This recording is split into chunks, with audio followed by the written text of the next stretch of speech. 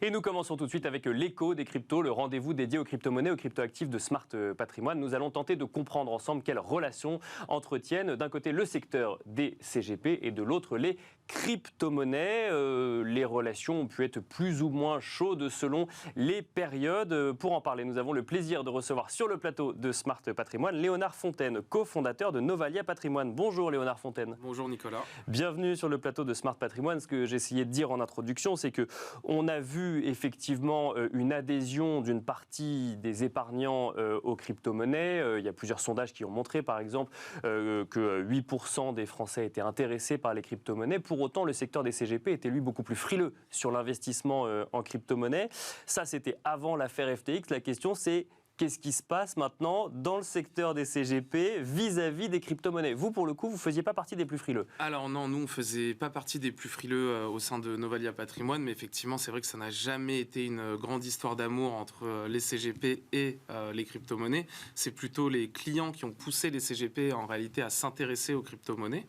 Donc, comme vous l'avez dit, effectivement, 8% des Français ont déjà possédé des crypto-monnaies, ont déjà eu en leur possession des crypto-monnaies, contre 6,7% par exemple qui ont déjà possédé ou qui posséderaient des actions de société. Avec du coup un questionnement quand on est professionnel de l'investissement, ou en tout cas conseil en investissement financier, qui est de dire est-ce que je me saisis du sujet ou est-ce que j'accepte que les épargnants aillent eux-mêmes sur des plateformes avec peut-être un peu moins d'informations que si moi je m'étais saisi du sujet? Alors effectivement aujourd'hui c'est compliqué pour un CGP de conseiller sur des crypto-monnaies parce que c'est un marché qui est encore trop instable pour tous les CGP.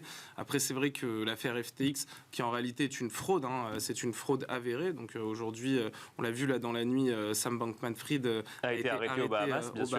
Exactement, et va être extradé vers les États-Unis. Donc ça prouve bien que c'est une fraude. À mon sens, les montages financiers frauduleux n'ont pas attendu l'existence des crypto-monnaies pour exister. Mais non, je pense qu'aujourd'hui, personne n'a envie de prendre le risque d'aller conseiller directement ses clients sur des cryptos. Et on préfère les laisser aller vers des PSAN directement réglementés. Alors, si on revient un petit peu en arrière, Léonard Fontaine, chez Novalia Patrimoine, avant l'affaire FTX, Novalia Patrimoine se positionnait... alors, c'était évidemment, vous êtes un cabinet de CGP traditionnel, mais vous ne fermiez pas la porte aux crypto-monnaies?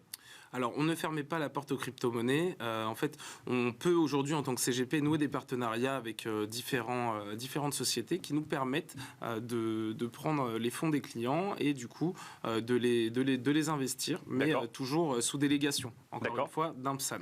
Donc nous, on n'a jamais été fermé là-dessus pour avoir une petite poche de diversification sur les crypto-monnaies, mais plutôt une poche qu'on appellerait poche plaisir, qui pourrait contenir également des œuvres d'art, des véhicules de collection, des montres de luxe, enfin ce que vous voulez, et qui ne devrait pas dépasser 5 à 15% de votre patrimoine global, selon votre âge et selon votre patrimoine total. Donc 5 à 15% d'une poche plaisir dans laquelle on pourrait retrouver des cryptos, mais aussi tout le reste. Exactement. D'accord. Ouais, exactement. Ça, c'était avant l'affaire FTX, donc vous faisiez partie de ceux qui ne fermaient pas la porte aux crypto-monnaies. Est-ce que depuis l'affaire FTX, le secteur des CGP et vous en particulier, vous voyez cet investissement de manière un peu différente? Alors, nous, en particulier, on ne voit pas cet investissement de manière différente, étant donné qu'on n'a jamais conseillé à qui que ce soit de se surexposer. Je pense que toute stratégie d'investissement doit être réfléchie. Donc là, comme on est sur une catégorie d'actifs extrêmement risqués, soit on ne veut pas se faire accompagner et à ce moment-là, on va faire quelque chose de très simple et investir tous les mois la même somme sur la même allocation. Bien sûr, une somme dont on n'aura pas forcément besoin tout de suite, parce que dans la catégorie des actifs très risqués, on entend aussi la durée. Donc forcément, il ne faut pas avoir besoin de l'argent directement dans les prochains mois. Il faudrait compter plus de 10 ans d'espérance. Donc ça, c'est effectivement votre vision. Alors effectivement, la question, c'est le secteur. Mais bon, j'imagine que vous n'avez pas discuté avec tous les gens du secteur pour se poser la question. On sent quand même une certaine frilosité du côté des CGP. Pour autant, qu'en est-il des gens avec qui vous échangez, des épargnants avec qui vous échangez? J'imagine que vous devez avoir un certain nombre de questionnements sur le sujet. D'un coup d'un seul, le conseil en investissement financier sur le sujet crypto prend tout son sens peut-être pour un certain nombre d'épargnants? Oui, tout à fait. Bon, alors après, c'est vrai qu'on qu'on avait beaucoup plus de questions par rapport aux crypto-monnaies en 2020 et 2021. D'accord, quand ça montait. Exactement. Ouais. Et puis peut-être aussi avant qu'il y ait le crash de Terra Luna au printemps dernier ou de FTX plus récemment. Mais c'est vrai que les questions qui revenaient régulièrement, c'est comment est-ce qu'on peut avoir aujourd'hui du rendement autrement qu'en bourse, parce que la bourse paraît plus savante pour les clients particuliers que les cryptos. Mais en réalité, c'est pas une question d'avoir plus de connaissances ou non, c'est simplement que les cryptos étant des actifs très risqués, sont très volatiles, et du coup on fait espérer à beaucoup de particuliers qu'ils allaient pouvoir tout de suite devenir très riches, contrairement aux actions qui mettent un peu plus de temps. Mais quand on prend le comparatif avec le Nasdaq quand il s'est créé, on avait énormément de volatilité aussi à l'époque. Donc aujourd'hui, je pense que voilà, les particuliers se sont questionnés sur la question qu'il y a derrière tout ça, c'est comment est-ce que je peux gagner de l'argent très rapidement. D'accord. Donc ça, c'était en 2020-2021. Voilà, exactement. Ouais. Aujourd'hui, il n'y a pratiquement plus de questions là-dessus des particuliers. Sinon, c'est qu'ils s'y intéressent déjà par eux-mêmes et qui sont déjà indépendants, ceux qui continuent d'investir en 2022. Mais aujourd'hui, c'est plutôt comment générer du rendement avec une inflation élevée sans prendre des risques démesurés. Pour ça, c'est vrai qu'on avait quand même un contexte ultra favorable pour les entreprises technologiques, les secteurs de biens de consommation non essentiels, les services de communication, notamment aux États-Unis, avec une croissance mondiale modérée sur les 10 dernières années, une inflation limitée et une politique budgétaire et monétaire de la part des banques centrales plutôt accommodante. Aujourd'hui, on a un changement de paradigme, donc tension géopolitique, inflation élevée et également une hausse des taux d'intérêt. Ce qui, du coup, va nous pousser, en réalité, à nous réintéresser à l'investissement axé sur les dividendes. D'accord. Mais alors, du coup, puisque quand je vous posais la question tout à l'heure sur les cryptos, vous m'avez répondu que finalement, on ne venait pas vous questionner sur les cryptos en tant que tel, mais plutôt sur tout ce qui est autre investissement que bourse. Là, du coup, c'est toujours les mêmes teneurs de discussion que vous avez avec vos clients ? Alors, sur les autres investissements que bourse, donc vous parlez par exemple de tout ce qui est plutôt investissement plaisir. La question, c'est qu'est-ce qui ressort des échanges que vous avez avec vos clients, justement, sur les questionnements qu'ils ont actuellement ? Alors, sur les questionnements qu'ils ont actuellement, nous, ce qu'on va leur dire, c'est de s'écarter de tout produit qu'ils ne comprennent pas. D'accord. S'ils veulent investir dans des cryptos, mais qu'ils ne comprennent pas ça, qu'ils n'y aillent pas, ou sinon qu'ils se fassent accompagner via nos partenaires, mais tout en passant par Novalia Patrimoine, bien sûr. Après, ça peut arriver d'avoir des clients qui connaissent très bien les montres, les véhicules de connexion. Tout ça, nous, on va pas s'immiscer là-dedans. On fait notre travail de conseiller en investissement et bien sûr toujours sous réserve du profil de risque de la personne, qui est drivé en général par le patrimoine, par l'âge, par l'appétence au risque également.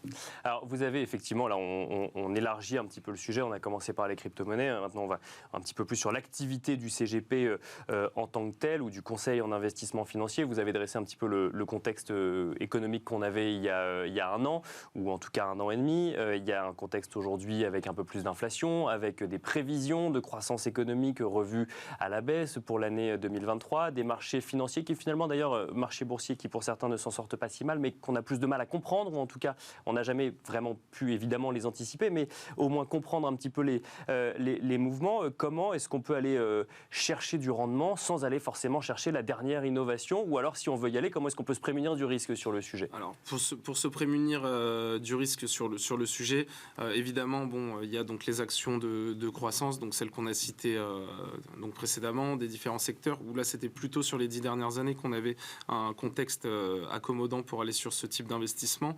Aujourd'hui, comme je l'ai dit tout à l'heure, c'est mieux, on va privilégier d'aller donc sur des placements, en réalité sur des investissements d'actions à dividendes. D'accord. Parce que ce sont des entreprises qui généralement sont plus résilientes dans des contextes comme ceux qu'on connaît actuellement. D'accord. Alors effectivement, ça va être plutôt la stratégie Warren Buffett. Donc c'est moins, ça monte moins vite, ça monte moins fort, mais par contre sur longue durée, ça ne déçoit que rarement. Et ça, un épargnant qui voit le taux d'inflation en fin d'année en France ou en Europe, quand on lui dit vous aurez peut-être un peu moins de rendement, mais c'est un peu moins risqué sur la durée, il l'entend ?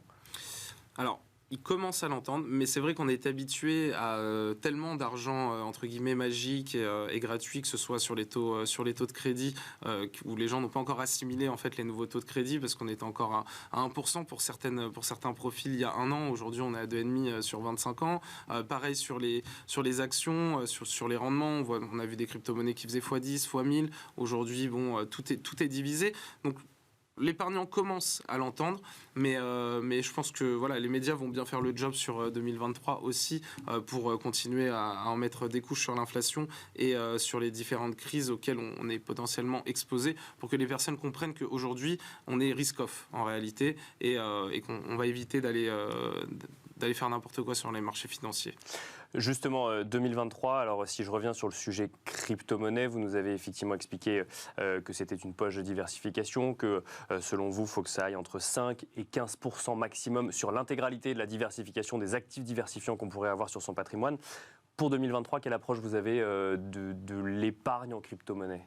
Alors sur l'épargne en crypto-monnaie, exactement la même. Ce serait quand même dommage de dire qu'on peut les intégrer dans une poche plaisir quand ça monte, mais ne pas le faire une fois que ça a diminué.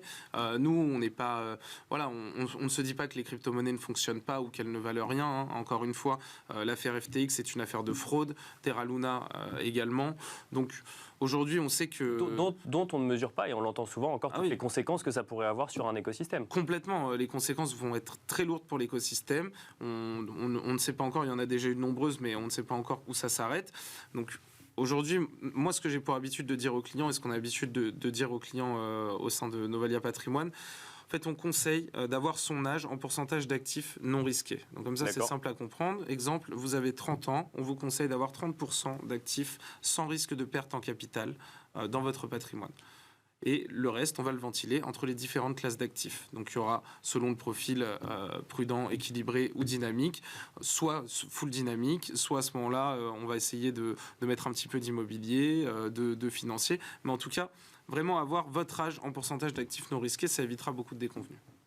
Merci beaucoup Léonard Fontaine d'être venu sur le plateau de Smart Patrimoine nous expliquer un petit peu comment vous voyez l'épargne ou l'investissement en crypto-monnaie. Je rappelle que vous êtes cofondateur de Novalia Patrimoine. Merci beaucoup. Merci à vous Nicolas. Merci à vous de nous avoir suivis. On se retrouve tout de suite dans Enjeu Patrimoine.